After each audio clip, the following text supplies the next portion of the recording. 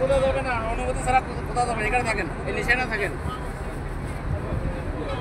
হ্যাঁ, ওই সারা আমাদের গাড়ি আসছে, গাড়ি আমাদের আসছে, ওই যে ইসমাইল সাহেব এসে ফোনে গেল যে আপনি দাঁড়ান, আমরা আসছি।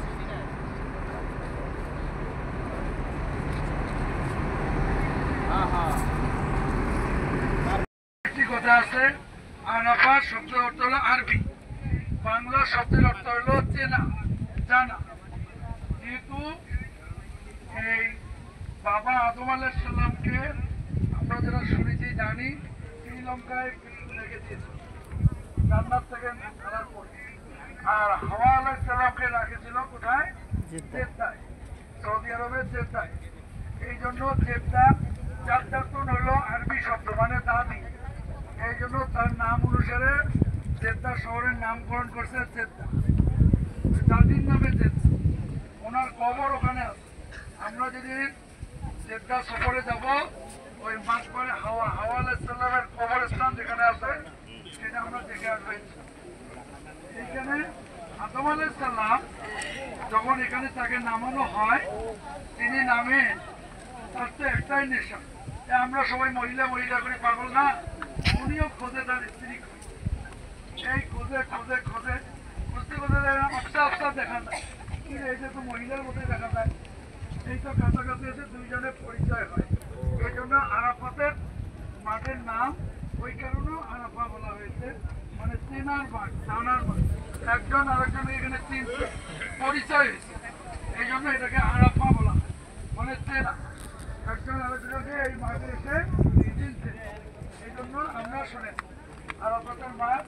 এখানে আমরা হজ করেছি প্রায় 10 কিলোমিটার। এটা হলো জামালের রহমত, ছোট পাহাড়। যাদের হাটের কোনো সমস্যা নাই, যাদের মনোবল আছে, মহিলাদেরকে উঠতে আমি নিরুৎসাহিত করি, আর পুরুষরা যারা পারে আমরা ওয়েট করবো, অসুবিধা নাই, আপনারা গিয়ে নামে আসতে পারেন।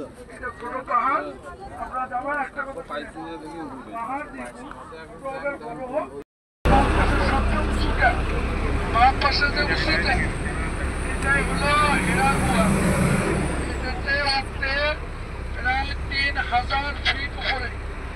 এটা কিন্তু দেখতে অনেক কাছে মনে হচ্ছে, এবং ওই সাদার মতো একটু দেখা যায় ঘরের মতো, ওইখানে গুহাটা আছে একদম উপরে।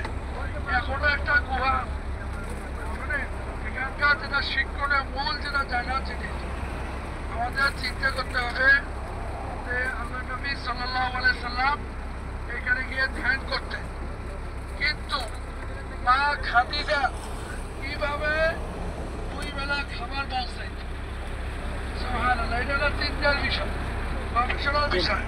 এখন তো রাস্তাঘাট আছে, কোথায় মক্কা আর কোথায় হীরা গুহা, এইখানে 2 বেলা খাবার নিয়ে আসতো রসুলের জন্য।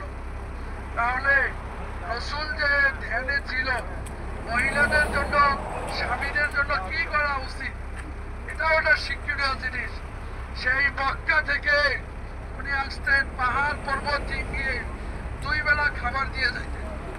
উনি আল্লাহর কাছে ধ্যানে ছিলেন, কিন্তু একাই ধ্যান করতে পারতেন না, যদি তার সঙ্গী যদি সেরকম সহযোগী না করত, পারিবারিকভাবে সহযোগিতা না করত। এই জন্য পরিবার কখনো কোনো একক ব্যক্তির নাম না, পরস্পরের সহযোগিতা একটা পরিবার। তাই আমরা দেখলাম এই পাহাড়ে শহীদ হয়েছিল, আয়াত আমরা সবাই জানেন।